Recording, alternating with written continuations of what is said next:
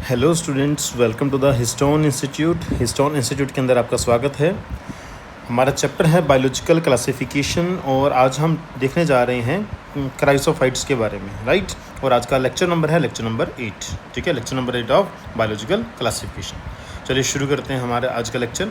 देखिए क्राइसोफाइट्स जो होते हैं ये दो ऑर्गेनिजम्स को इंक्लूड करते हैं, डायटम्स एंड डेस्मिड्स को। देखिए डेस्मिड्स को गोल्डन एल्गी भी कहा जाता है और डायटम्स को गोल्डन ब्राउन फोटोसिंथेटिक प्रोटिस्टा भी कहा जाता है, राइट। ये डायरेक्टली पूछा जा सकता है एमसीक्यूज़ के अंदर, तो आपको ये याद रखना है, राइट।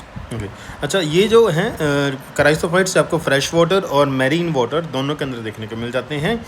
ये बहुत छोटे, देखो हम बात कर रहे हैं क्राइसोफाइट्स की। क्राइसोफाइट्स किस में आता है? प्रोटिस्टा में। किस में आता है? प्रोटिस्टा में। जैसे हमने कल पढ़ा था कि प्रोटिस्टा के जो मेंबर हैं वो यूनिसेलुलर होते हैं। क्या होते हैं?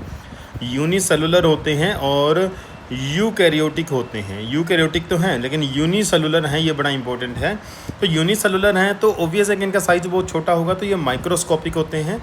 इनके पास कोई फ्लैजेला वगैरह नहीं होता, जिस वजह से ये पानी के साथ वाटर के अंदर पैसिवली फ्लोट करते हैं। वाटर जहाँ इनको ले जाता है वहाँ चले जाते हैं, इसीलिए इनको प्लैंक्टोनिक भी कहा जाता है। ओके, और ये पानी के अंदर फ्लोट करते हैं। फ्लोट क्यों करते हैं? क्योंकि इनकी बॉडी में लाइट वेट लिपिड्स होते हैं और जिसका लाइट वेट होता है ऑब्वियसली वो पानी के ऊपर फ्लोट ही करेगा, पानी के अंदर सिंक नहीं करेगा, ठीक है। तो ये फ्लोट करते हैं और पानी इनको जहाँ मर्जी ले जा सकता है, तो ये प्लैंक्टोनिक होते हैं, पानी के फ्लो के साथ चलते हैं, खुद नहीं मूव कर सकते अपने आप, राइट। और ये मोस्टली फोटोसिंथेटिक होते हैं और इसीलिए मैरीन लाइफ को सपोर्ट देते हैं। यानी कि मैरीन लाइफ का मतलब है कि पानी के अंदर बहुत सारे एनिमल्स हैं, फिशेस हैं, इसके अलावा और भी बहुत सारे एनिमल्स हैं। और उन एनिमल्स को जो फूड है वो फूड कौन प्रोवाइड करवाता है? डायटम्स, डेस्मिड्स यानी कि क्राइसोफाइट्स प्रोवाइड करवाते हैं, क्योंकि ये मोस्टली फोटोसिंथेटिक होते हैं। Got it. अच्छा, इनको ना ओशियंस का चीफ प्रोड्यूसर भी कहा जाता है, खासकर डायटम्स को। तो डायटम्स को ओशंस का चीफ प्रोड्यूसर कहा जाता है। क्यों? क्योंकि पूरे बायोस्फीयर के अंदर जितना भी फूड बनता है फोटोसिंथेसिस से, उस टोटल फूड में से अप्रोक्सीमेटली 50% जो फूड है वो डायटम्स के द्वारा बनाया जाता है, इसलिए इनको चीफ प्रोड्यूसर्स कहा जाता है ओशंस का। Got it. अच्छा, ये फोटोसिंथेटिक हैं तो इनके पास फोटोसिंथेटिक पिगमेंट्स भी होंगे। तो इनके पास कौन कौन से पिगमेंट्स होते हैं? क्लोरोफिल ए होता है, क्लोरोफिल सी होता है, बीटा कैरोटीन होते हैं, और इसके अलावा कुछ स्पेशल कैरोटीनॉइड्स होते हैं लाइक फ्यूकोजेंथिन, जेंथोफिल। कौन कौन से जेंथोफिल होते हैं? डायटोजेंथिन होता है डायटम के नाम पे, और डायएडिनोजेंथिन होता है, डायटोजेंथिन एंड डायएडिनोजेंथिन होता है। ये पिगमेंट्स आपको एज इट इज़ याद रखने होंगे। Chlorophyll A, chlorophyll C, beta carotene and special carotene like fucoxanthin and xanthophyll. कौन कौन से जेंथोफिल? Diatoxanthin and डायएडिनोजेंथिन।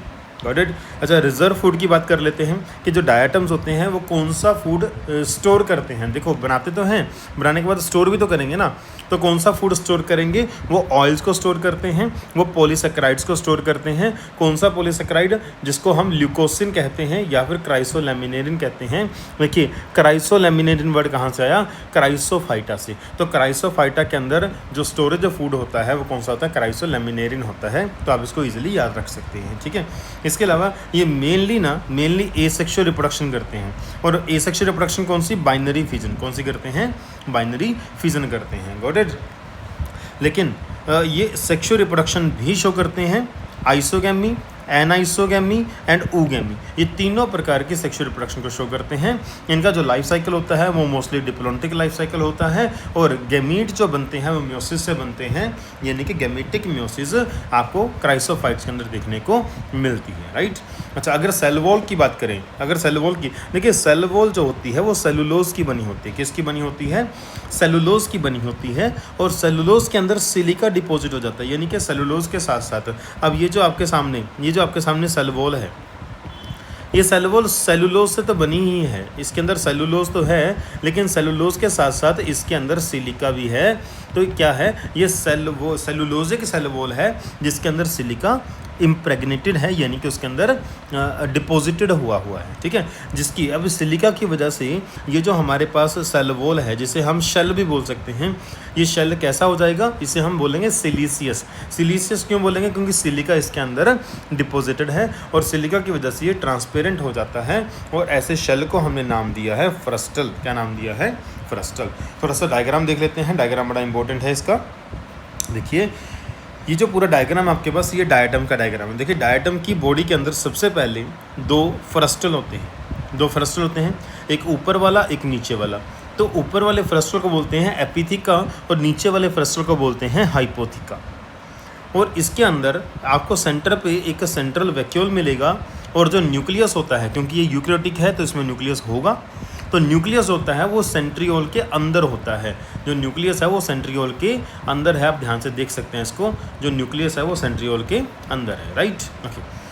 उसके बाद देखिए न्यूक्लियस को सेंट्रल वैक्यूल के अंदर होल्ड करने के लिए यहाँ पे क्या है, कुछ साइटोप्लाज्मिक स्ट्रैंड होते हैं, और जो साइटोप्लाज्म होगा इस सेल के अंदर, डायटम के अंदर, वो कैसा होगा, पेरिफेरल साइटोप्लाज्म होगा। इसे प्राइमोर्डियल यूट्रिकल भी कहा जाता है। क्लियर। तो सेल वॉल के अंदर दो हाफ होते हैं, एक को हम एपिथिका और दूसरे को हम हाइपोथिका कहते हैं। Got it, okay. उसके बाद बड़ा इंपॉर्टेंट पॉइंट है सिलिका शेल के बारे में।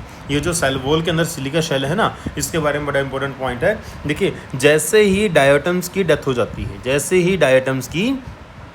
हो जाती है, तो इनकी बॉडी डिकम्पोज नहीं होती, नियरली इंडेस्ट्रक्टिबल होती है, जिस वजह से ये डिकम्पोज नहीं हो पाती। जब ये डिकम्पोज नहीं हो पाती ना, तो ये सी बेड का मतलब है कि समुंदर का, ओशन का, सी का जो फ्लोर है, बॉटम है, वहाँ पे जाके ये जम जाते हैं, एक्यूमुलेट होने लग जाते हैं। Got it. और इसे हम बोलते हैं डायटोमाइट, केजल गुहर, या फिर डायटोमेशियस अर्थ बोलते हैं। ये जो डेड बॉडीज़ होंगी ना, सिलिका शेल होंगे ना जो डायटम्स के, वो जो डायटम की डेथ होने के बाद सी बॉटम पे जाके, ओशन के बॉटम पे जाके सेटल डाउन हो जाएंगे। उस सेटल डाउन हुआ है, उस मटेरियल को हम डायटोमाइट, केजल गुहर, डायटोमेशियस अर्थ कहते हैं, ठीक है। और इसको हम जब माइन करते हैं तो ये वाइट पाउडर की फॉर्म में इसको माइन किया जाता है। माइन करना, वहाँ से इसको निकाला जाता है, एब्स्ट्रैक्ट किया जाता है, राइट, ओके। ये कैसा होता है, ये रफ़ होता है और ग्रिटी होता है, रफ़ और ग्रिटी होता है। इसको कहाँ यूज़ करते हैं, इसको यूज़ किया जाता है ब्रूइंग इंडस्ट्री के अंदर, यानी कि शराब की इंडस्ट्री के अंदर, शुगर केन रिफाइनरी के अंदर, मेटल्स को पॉलिश करने के लिए, टूथपेस्ट बनाने के लिए, साउंड प्रूफ रूम बनाने के लिए, फॉर्मेशन ऑफ डायनामाइट बनाने के लिए। और इसके अलावा जो पेंट होते हैं ना, जो पेंट हम घरों पे करवाते हैं, तो कुछ पेंट होते हैं जो बड़े ग्लोई होते हैं और ब्राइट होते हैं, जो कि नाइट में ना क्या करते हैं, चमकते हैं ना। तो नाइट विजिबिलिटी को बढ़ाने के लिए ऐसे पेंट बनाए जाते हैं, ऐसे पेंट्स में इनको यूज़ किया जाता है, ताकि उन पेंट्स की नाइट में विजिबिलिटी जो है वो बढ़ जाए। क्लियर। और याद रखना, जो डायटम्स होते हैं ना, ये आपको पोल्यूटेड वाटर के अंदर देखने को नहीं मिलेंगे, यानी कि पोल्यूटेड वाटर को इंडिकेट करते हैं वाटर पोल्यूशन को। कॉमन एग्जांपल क्या है इसकी, ट्राइसेरेटियम, मेलोसिरा, नेविक्यूला, सिम्बेला, है ना। तो ये नाम कुछ हैं जो आपको याद कर लेने हैं, हो सकता है आपको एग्जाम से पूछ लिए जाएँ। देखिए इसके अंदर जैसे आप एनिमल किंगडम के अंदर सिमेट्री पढ़ते हो, तो इनके अंदर भी सिमेट्री होती है। एक होती है पिन्नेट टाइप, एक होती है सेंट्रिक टाइप। देखिए याद रख लेना, जो पिन्नेट टाइप है वो बाइलेटरल सिमेट्री जैसे कि नेविक्यूला में होती है, और सेंट्रिक टाइप में रेडियल सिमेट्री होती है, रेडियल सिमेट्री जो कि आपको मेलोसिरा में देखने को मिल जाती है। देखिए ये पिन्नेट है ना, पी को उल्टा करो तो बी बन जाएगा, तो पी को उल्टा, देखो पी को मैं उल्टा कर रहा हूँ, देखो मैंने पी को उल्टा कर दिया तो क्या बन गया, बी बन गया। तो पी पिन्नेट और बी से बाइलेटरल। और सेंटर किसका होता है, सर्कल का, और सर्कल का क्या होता है, रेडियस होता है। तो ऐसे आप इसको याद रख सकते हो, ठीक है, ओके। तो कुछ क्वेश्चंस हम देख लेते हैं। Chief producers of ocean are, अभी हमने थोड़ी देर पहले देखा कि ओशंस के अंदर चीफ प्रोड्यूसर किसे कहा जाता है, डायटम्स को कहा जाता है, डाइनोफ्लैजिलेट्स को कहा जाता है, यूग्लिनॉइड्स को कहा जाता है, और प्रोटोजोन को कहा जाता है। देखिए डायटम जो होते हैं ये करीब पूरे बायोस्फीयर के अंदर 50% फूड सिंथेसाइज करते हैं अप्रोक्सीमेटली, किसको सपोर्ट करने के लिए, मैरीन लाइफ को सपोर्ट करने के लिए। तो diatoms are the chief producers in oceans. Next question है हमारे पास, the organisms which are known as chief producer in oceans, वो कौन से हैं ना, कौन से organism have flagella throughout their life, नहीं, ये गलत है, इनके पास फ्लैजेला नहीं होता। और क्या ये यूग्लिनोइड्स की बात हो रही है? बिल्कुल भी नहीं, यूग्लिनोइड्स की बात नहीं हो रही। Have silica in their cell wall, ये सही है, क्योंकि यहाँ पे सिलिका होता है डायटम्स के अंदर, और डायटम्स ही हैं chief producers in oceans. Lack sexual reproduction, बिल्कुल भी सेक्सुअल रिप्रोडक्शन इनके अंदर होती है। डिप्लोमेटिक लाइफ साइकिल होता है, गैमेटिक म्योसिस होती है, आइसोगैमी, एनाइसोगैमी, उगैमी तीनों देखने को मिलती हैं। So third option is the right answer. Cell wall in diatoms is, cell wall diatoms के अंदर सेल वॉल क्या है? अच्छा, सॉफ्ट एंड इजीली डिस्ट्रक्टिबल होती है, बिल्कुल गलत है। डायटम्स के अंदर तो सिलिका डिपॉजिट होता है सेल वॉल के अंदर। देखिए, सेल वॉल बनी किससे होती है? सेल वॉल बनी होती है सेलुलोज से, सेल वॉल बनी होती है सेलुलोज से, प्लस इस सेलुलोज के अंदर सिलिका डिपॉजिट होता है, सिलिका डिपॉजिट होता है। तो सिलिका की वजह से ये सेल वॉल इनडिस्ट्रक्टिबल होती है। तो यहाँ पे लिखा है easily destructible, so first option तो हो गया गलत। ओके, दूसरा देखते हैं, मेड अप ऑफ काइटनस। देखो, काइटन इसके अंदर नहीं होता, इसके अंदर सिलिका होता है। सिलीसियस, यस सिलीसियस हम बोल सकते हैं। Indestructible due to presence of calcium, नहीं, कैल्शियम की वजह से इनडिस्ट्रक्टिबल नहीं होती, ये इंडिस्ट्रक्टिबल होती है सिलिका की वजह से। तो फोर्थ ऑप्शन भी गलत हो गया। So third option is the right answer.